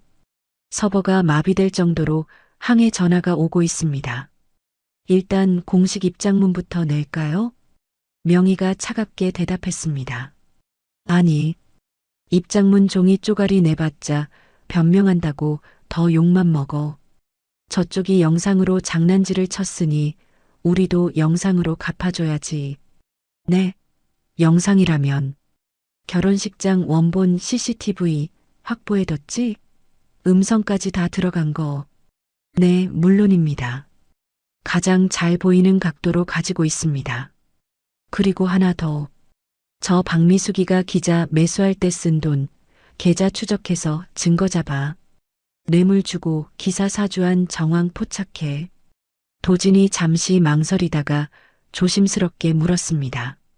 회장님, 그런데 지금 당장 터뜨리는 것보다 내일 박미숙이 방송 인터뷰 생중계에 잡혀 있는 거 아십니까? 거기서 완전히 쐐기를 박으려고 작정한 모양인데 명희의 입가에 섬뜩한 미소가 번졌습니다. 그래, 방송 인터뷰? 아주 판을 크게 벌려놓으셨네. 잘 됐어. 관객이 많을수록 처형식은 더 화려해야지. 명희가 창문 커튼 틈으로 밖을 내다보며 말을 이었습니다. 내일 그 방송 우리가 접수한다. 도진이 너는 방송국 국장한테 연락해. YM그룹 광고비 다 끊어버린다고 협박을 하든 회사를 사버린다고 하든 상관없으니까. 생방송 도중에 우리가 개입할 수 있게 판 깔아. 알겠습니다. 완벽하게 준비하겠습니다. 다음 날 아침 병원 휴게실. 박미숙과 최태성은 스마트폰으로 여론 반응을 살피며 낄낄거리고 있습니다. 박미숙이 댓글을 읽으며 신나서 어깨춤을 춥니다. 어머, 이것 봐. 시어머니가 보살이다. 며느리 얼굴만 봐도 표독스럽다. 난리가 났네. 태성아, 우리 이러다 국민 영웅 되는 거 아니니? 최태성도 덩달아 신이 났습니다. 그러게 엄마. 내 친구들도 전화와서 그동안 맘고생 심했겠다고 위로해 주더라. 이걸로 위자료는커녕 우리가 명예훼손으로 돈 뜯어낼 수 있겠는데? 두 모자는 자신들이 판 무덤인 줄도 모르고 잠시 찾아온 거짓된 승리에 취해 있습니다. 최동우는 병실 침대에 누워 TV를 켜며 흡족한 표정을 짓습니다. 그래, 여론이 밥 먹여주는 거야. 오늘 오후 2시 인터뷰, 거기서 눈물 좀 더 짜네. 아주 그 집안을 재기불능으로 만들어버리라고. 박미숙이 거울을 보며 화장을 고칩니다. 아니, 화장을 지우고 더 창백해 보이게 분장을 합니다. 걱정 마요, 여보. 내가 연기 하나는 기가 막히잖아. 오늘 대한민국 아줌마들 다 내 편으로 만들어버릴 테니까. 박미숙은 휠체어에 올라타며 비장한 표정으로 병실을 나섭니다. 그녀의 뒤로 수많은 카메라와 기자들이 따라붙습니다. 마치 개선장군이라도 된 듯 당당한 모습입니다. 하지만 그들은 꿈에도 모르고 있습니다. 지금 이 순간 강도진 변호사가 방송국 조정실에 들어와 메인 PD의 어깨를 두드리며 USB를 건네고 있다는 사실을. 그리고 명희의 집에서는 하은이 눈물을 닦고 명희와 함께 TV 앞에 앉아 이 모든 쇼를 지켜보고 있다는 것을. 명희가 하은의 손을 잡으며 나직하게 속삭였습니다. 잘 봐라. 거짓말쟁이의 최후가 얼마나 비참한지. TV 화면 속에서 박미숙의 생방송 인터뷰가 시작됩니다. 시청자 여러분, 안녕하십니까? 오늘 세간을 떠들썩하게 한 재벌가 며느리 폭행 사건의 피해자 박미숙 씨를 모셨습니다. 아나운서의 멘트와 함께 박미숙이 슬픈 표정으로 고개를 숙입니다. 그녀의 입이 열리고 또다시 역겨운 거짓말이 시작되려는 찰나 방송국 모니터 화면이 지직거리며 화면 하단에 긴급 속보 자막이 뜨기 시작했습니다. 폭풍은 이미 시작되었습니다. 이제 진실의 쓰나미가 저 악인들을 덮칠 시간은 불과 몇 분 남지 않았습니다. 국민 여러분, 저는 정말 며느리를 친딸처럼 사랑했습니다. 흑흑. 생방송 카메라 앞에서 박미숙이 손수건으로 눈가를 찍어내며 가련한 연기를 펼치고 있습니다. 병원 로비에 마련된 임시 인터뷰장은 그녀의 거짓말을 취재하러 온 기자들과 구경꾼들로 발 디딜 틈이 없네요. 최태성은 휠체어를 탄 엄마 옆에 서서 세상에서 가장 효자라도 된 듯 침통한 표정을 짓고 있습니다. 박미숙이 코를 훌쩍이며 말을 이었습니다. 그런데 돈이 뭔지 사돈니가 재벌이라며 저희를 개미 밟듯 짓밟더라고요. 저 멍든 거 보이시죠? 며느리가 던진 리모컨에 맞은 겁니다. 제발 저 억울한 것 좀 풀어주세요. 현장에 있던 사람들은 웅성거리며 동정 어린 시선을 보냅니다. 실시간 댓글창에는 시어머니 불쌍해서 어떻게, 재벌 갑질아웃, 며느리 구속해라 같은 반응들이 폭포수처럼 올라옵니다. 박미숙은 속으로 쾌재를 부르며 회심의 미소를 감춥니다. 됐어. 이대로면 여론재판으로 그년들 매장시키는 건 시간 문제야. 그때였습니다. 박미숙의 뒤에 설치된 대형 모니터 화면이 치직거리더니 갑자기 검은 화면으로 바뀌었습니다. 방송 진행자가 당황하며 이니어를 만지작거립니다. 잠시 방송 송출에 문제가 생긴 것 같습니다. 시청자 여러분 양해 부탁드립. 하지만 멘트가 끝나기도 전에 모니터 화면이 다시 켜지며 전혀 다른 영상이 재생되기 시작했습니다. 그것은 흐릿하게 편집된 영상이 아닌 초고화질 CCTV 원본 영상이었습니다. 화면 속 장소는 며칠 전 그 결혼식장입니다. 영상 속 박미숙이 악기 같은 표정으로 며느리 오하은을 향해 소리치는 모습이 선명하게 잡힙니다. 더러운 손으로 어딜 만져. 하여간 천한 것들은 꼭 티를 내요. 이어서 들려오는 소리는 현장에 있는 모든 사람을 얼어붙게 만들었습니다. 짝! 박미숙이 풀스윙으로 하은의 뺨을 때리고 하은이 맥없이 바닥으로 나뒹구는 장면이 슬로 모션도 아닌 정속도로 적나라하게 재생됩니다. 엄마. 쪽팔리게 진짜 왜 그래. 아내를 일으키기는커녕 짜증을 내는 최태성의 목소리, 그리고 하객들을 위협하는 최동훈과 경호원들의 모습까지. 거짓말을 할 수 없는 진실의 눈이 거대한 스크린을 가득 채웁니다. 인터뷰장은 순식간에 찬물을 끼얹은 듯 조용해졌다가 곧이어 비명과 경악 소리로 뒤덮였습니다. 헐, 뭐야? 때린 게 시어머니였어? 와, 대박. 저거 완전 미친 여자 아니야? 박미숙은 뒤를 돌아보고는 기겁을 하며 비명을 질렀습니다. 야, 뭐야? 저거 꺼. 당장 끄란 말이야. 방송사고야. 방송사고. 박미숙이 휠체어에서 벌떡 일어나 모니터를 가리려 팔을 허우적거렸습니다. 다리가 아파서 걷지도 못한다던 사람이 멀쩡하게 뛰어다니는 꼴이라니 코미디가 따로 없습니다. 그때 현장의 스피커에서 또 다른 음성 파일이 재생되었습니다. 어제 박미숙이 삼류 유튜버 김철수에게 뇌물을 주며 했던 통화 내용입니다. 기자님, 이거면 되죠? 하은이 그년 완전 꽃뱀으로 몰아주세요. 편집 기술 좋으시다며? 내가 맞는 것처럼 조작 좀 잘해줘요. 아주 사회에서 매장시켜버리게. 박미숙의 천박하고 악랄한 목소리가 병원 로비에 쩌렁쩌렁 울려 퍼집니다. 최태성은 얼굴이 사색이 되어 뒷걸음질 치다가 카메라 삼각대에 걸려 넘어졌습니다.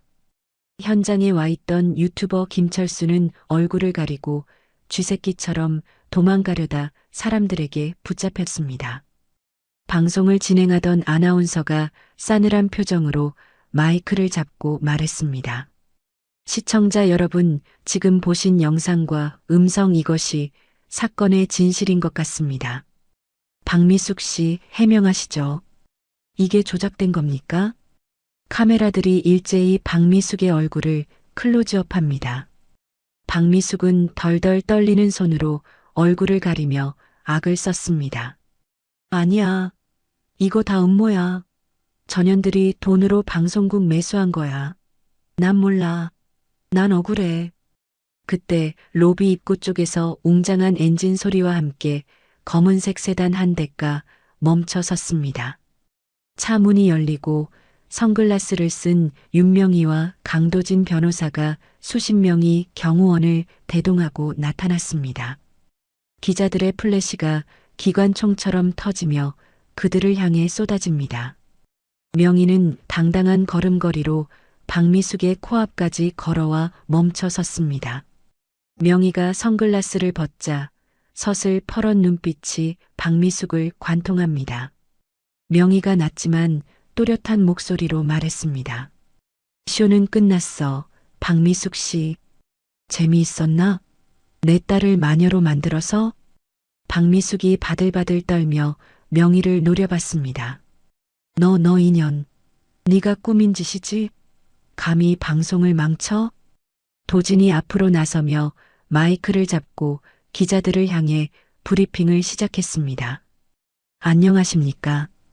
법무법인 정의 강도진 변호사입니다. 저희는 방금 공개한 영상 외에도 최동훈 전 사장의 수백억대 횡령 및 탈세 증거, 그리고 박미숙 씨의 상습 폭행 피해자 12명이 진술서를 확보했습니다. 도진이 두툼한 서류 뭉치를 들어보이자 현장은 다시 한번 술렁거립니다. 또한 허위사실 유포를 사주한 정황이 담긴 계좌 내역까지 모두 검찰에 제출했습니다. 이 시간부로 무관용 원칙으로 대응하겠습니다. 명희는 서류 따위는 필요 없다는 듯 박미숙의 귓가에 대고 나직하게 속삭였습니다. 내가 말했지? 뼈 한 조각도 남기지 않겠다고. 이제 네가 지옥을 맛볼 차례야.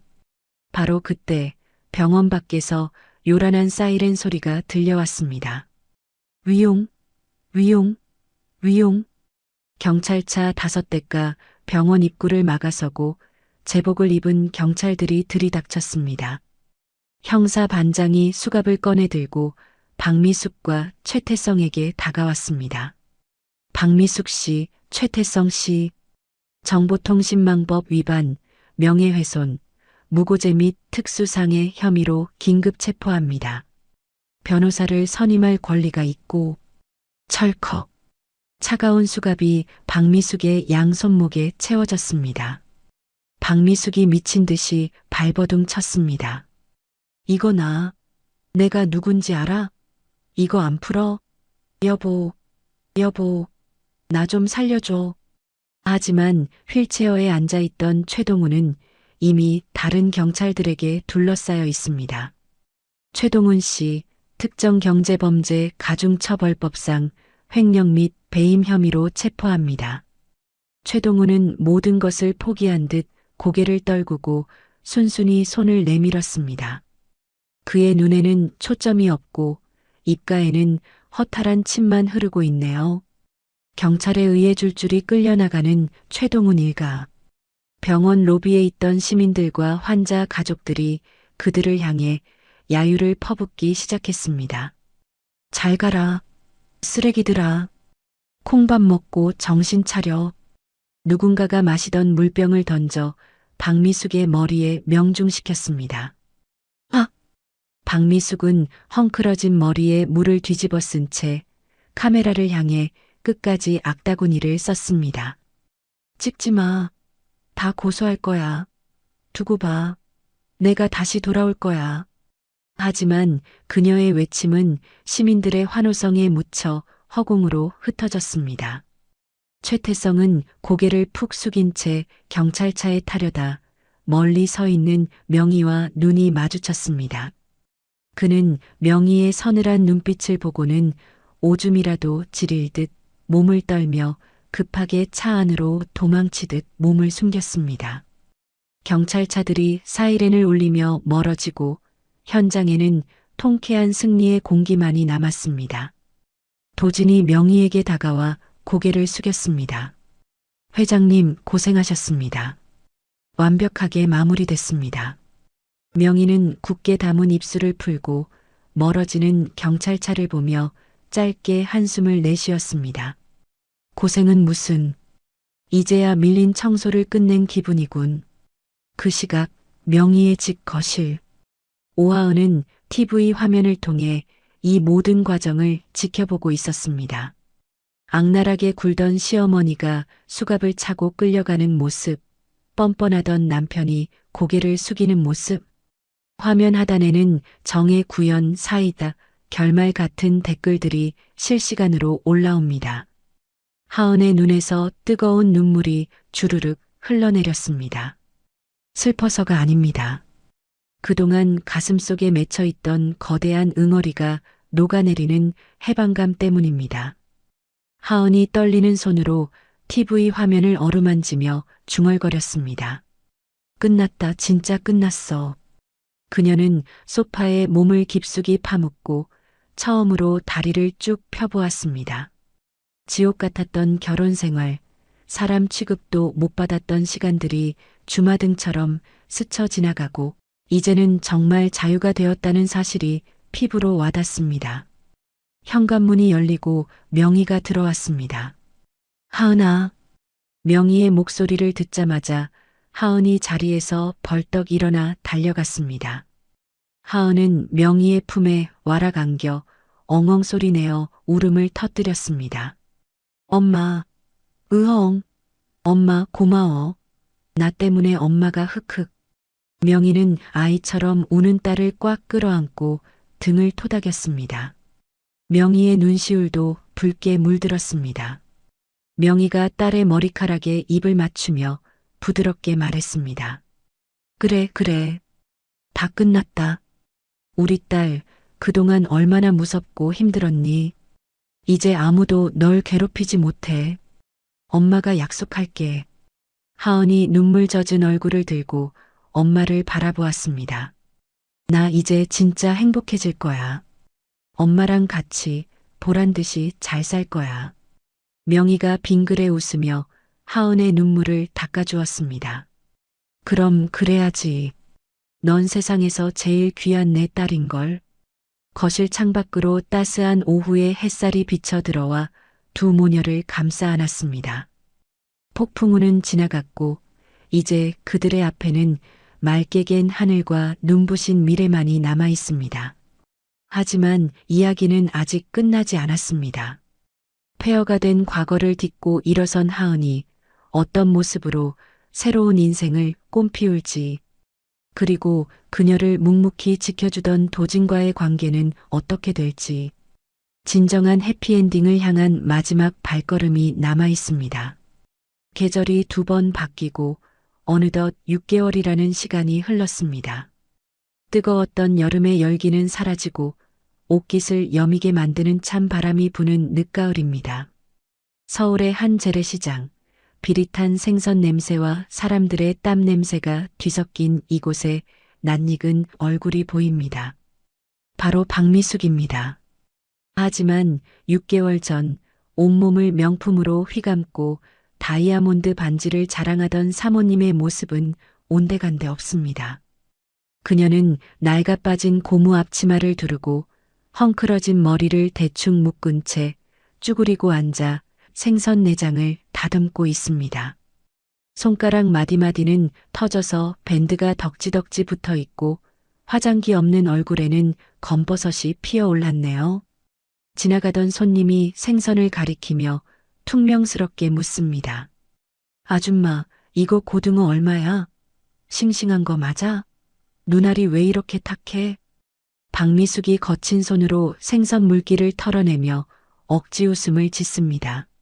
아이고 사모님, 오늘 아침에 들어온 물건이에요. 3마리에 10,000원에 드릴게. 가져가셔. 비싸네.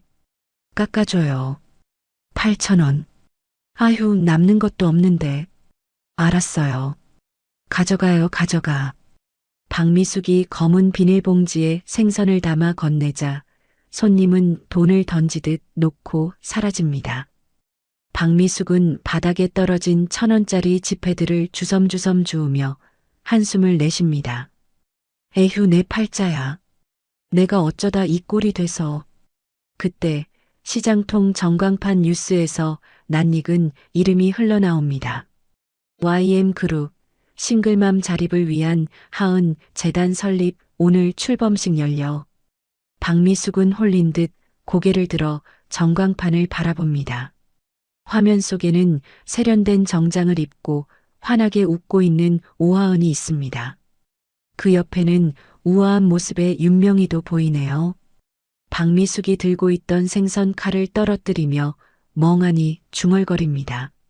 하은이, 자신이 천한 것이라고 무시했던 며느리는 대한민국이 주목하는 재단 이사장이 되었는데 정작 자신은 그토록 경멸하던 시장 바닥에서 생선을 팔고 있습니다. 박미숙의 눈에서 후회와 질투가 섞인 눈물이 주룩주룩 흘러내려 생선 비린내 나는 앞치마를 적십니다. 장면이 바뀌어 먼지가 풀풀 날리는 공사 현장입니다. 안전모를 쓴 최태성이 무거운 벽돌 지게를 지고 비틀거리며 계단을 오르고 있습니다. 곱게 자란 도련님이었던 그에게 막노동은 지옥이나 다름없습니다. 아, 김씨, 똑바로 안 해? 군뱅이처럼 기어다닐 거면 당장 꺼져. 자신보다 한참 어린 작업 반장이 고함을 지르며 최태성의 뒤통수를 툭 칩니다. 예전 같았으면 내가 누군지 알아? 라고 대들었겠지만 지금 최태성은 비굴하게 고개를 숙입니다. 죄송합니다. 빨리 하겠습니다. 점심시간 최태성은 구석에 쭈그리고 앉아 컵라면을 먹습니다. 퉁퉁 부른 라면을 허겁지겁 넘기는데 옆에 있던 인부들이 스마트폰을 보며 떠드는 소리가 들립니다. 와, 이 여자 진짜 예쁘지 않냐? YM그룹 회장 딸이라는데 이번에 이혼하고 재단 만들었대. 전 남편이 완전 쓰레기였다던데? 그러게. 복을 발로 찼지. 나 같으면 업고 다녔겠다. 최태성은 라면을 먹다 말고 사례가 들려 캑캑거립니다. 화면 속 하은의 당당한 미소를 보자 가슴이 찢어질 듯 아파옵니다. 하은을 버리고 엄마 편을 들었던 자신의 멍청한 선택이 뼈에 사무치도록 후회됩니다. 최태성은 국물도 남기지 않고 컵라면을 비운 뒤 눈물을 훔치며 다시 벽돌을 지러 갑니다. 그리고 차가운 쇠창살이 가로막힌 교도소 독방. 죄수복을 입은 최동훈이 멍하니 벽을 보고 앉아 있습니다. 특정경제범죄 가중처벌법 위반으로 징역 5년을 선고받은 그는 이제 회장님 소리를 듣던 과거의 영광을 잃고 초라한 노인이 되었습니다. 면회도 오지 않는 가족들을 원망하며 그는 차가운 마룻바닥에 누워 잠을 청합니다. 꿈에서라도 화려했던 시절로 돌아가고 싶지만 눈을 뜨면 기다리는 것은 좁은 감옥뿐입니다. 같은 시각 서울의 한 최고급 호텔 그랜드 볼룸. 수백 명이 정재계 인사들과 취재진이 모인 가운데 하은 재단의 출범식이 열리고 있습니다. 화려한 조명을 받으며 단상에 오른 하은은 더 이상 누군가의 며느리도 아내도 아닙니다. 그녀는 당당한 커리어 우먼이자 따뜻한 리더의 모습입니다. 하은이 마이크 앞에 서자 장내가 조용해집니다. 하은이 차분하고 힘있는 목소리로 연설을 시작합니다. 안녕하십니까? 하은 재단 이사장 오하은입니다. 저는 긴 터널을 지나오며 깨달았습니다. 혼자서는 일어설 수 없어도 누군가 손을 잡아준다면 다시 날아오를 수 있다는 것을요. 그녀의 시선이 객석 맨 앞줄에 앉은 명희에게 머뭅니다. 저에게 가장 든든한 날개가 되어주신 어머니 윤명희 회장님께 이 자리를 빌려 깊은 존경과 사랑을 전합니다. 우레와 같은 박수가 쏟아지고 명희는 눈시울을 붉히며 손수건으로 눈가를 찍어냅니다. 딸이 저렇게 멋지게 성장하다니 그동안의 고생이 눈 녹듯 사라지는 순간입니다. 행사가 모두 끝나고 사람들이 빠져나간 텅 빈 행사장. 강도진 변호사가 커다란 꽃다발을 등 뒤에 숨기고 하은에게 다가옵니다. 이사장님, 오늘 연설 정말 멋졌습니다. 팬 될 뻔했어요. 하은이 쑥스러운 듯 웃으며 머리카락을 귀 뒤로 넘깁니다. 놀리지 마세요. 저 다리가 얼마나 후들거렸는데요. 변호사님 덕분에 무사히 마쳤어요. 도진이 숨겨둔 꽃다발을 내밀며 진지한 표정으로 말합니다. 하은 씨, 저 이제 변호사님 말고 그냥 도진 씨라고 불러주면 안 됩니까? 하은이 꽃다발을 받아들고 눈을 동그랗게 뜹니다. 도진이 헛기침을 하며 말을 잇습니다.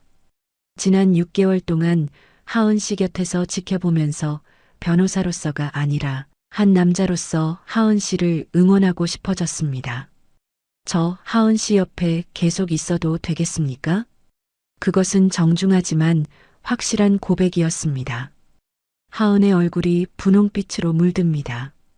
과거의 상처 때문에 사랑을 두려워했던 그녀지만 도진의 따뜻한 눈빛 속에서 새로운 용기를 발견합니다. 하은이 꽃향기를 맡으며 수줍게 고개를 끄덕입니다. 네, 도진 씨. 앞으로도 잘 부탁드려요. 두 사람 사이에 몽글몽글한 핑크빛 기류가 흐르고 멀리서 이를 지켜보던 명희가 흐뭇한 미소를 지으며 조용히 자리를 비켜줍니다. 며칠 뒤 맑게 갠 주말 오후 인천공항으로 가는 고속도로 위를 빨간색 오픈카가 시원하게 달리고 있습니다. 운전대는 선글라스를 쓴 명희가 잡고 있고 조수석에는 하은이 앉아 바람을 만끽하고 있네요. 두 모녀는 모든 짐을 내려놓고 난생 처음 둘만의 해외여행을 떠나는 길입니다.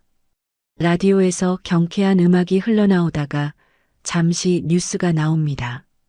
다음 소식입니다. 전 대성 정밀 최동훈 사장이 옥중에서 지병 악화로 병원에 이송되었다는 소식입니다.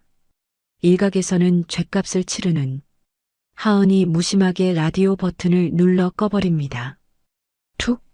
뉴스가 끊기고 다시 파도 소리 같은 바람 소리만 차 안을 채웁니다. 하은이 명희를 보며 씩 웃습니다. 엄마, 노래가 별로다. 우리 신나는 거 듣자. 명희도 호탕하게 웃으며 볼륨을 높입니다. 그래. 지나간 뉴스는 들어서 뭐하니. 우리 앞에는 이렇게 넓은 세상이 있는데. 차가 해안도로에 접어들자 탁 트인 푸른 바다가 눈부시게 펼쳐집니다. 반짝이는 윤슬이 마치 두 사람의 앞날을 축복하는 것만 같습니다. 하은이 자리에서 일어나 두 팔을 활짝 벌리고 소리칩니다. 아, 시원하다. 엄마, 나 진짜 행복해. 명희가 한 손으로 딸의 손을 꽉 잡으며 대답합니다. 나도 행복하다. 우리 딸, 이제 꽃길만 걷자. 오픈카는 끝없이 펼쳐진 수평선을 향해 질주합니다. 지옥 같았던 시집살이와 복수의 시간을 지나 비로소 찾은 완벽한 자유. 두 모녀의 환한 웃음소리가 파도 소리와 섞여 청량하게 울려 퍼집니다. 오늘 준비한 가슴 뻥 뚫리는 사이다, 복수극, 재미있게 들으셨나요? 딸을 위해 발톱을 숨기고 살았던 엄마의 위대한 사랑과 자신을 올가매던 사슬을 끊고 당당하게 비상한 하은이의 모습이 벅찬 감동을 줍니다. 남의 눈에 피눈물 흘리게 한 악인들이 비참한 최후를 맞는 걸 보니 10년 묵은 체증이 내려가는 것 같네요. 결국 최고의 복수는 나를 아프게 한 사람들보다 더 보란 듯이 행복하게 잘 사는 것 아닐까요? 여러분의 삶도 하은이처럼 언제나 눈부시게 빛나기를 항상 응원하겠습니다. 이야기를 끝까지 들어주신 분이 계시다면 잘 들었다고 댓글 하나만 남겨주세요. 지금까지 똑순이 사랑방이었습니다. 감사합니다.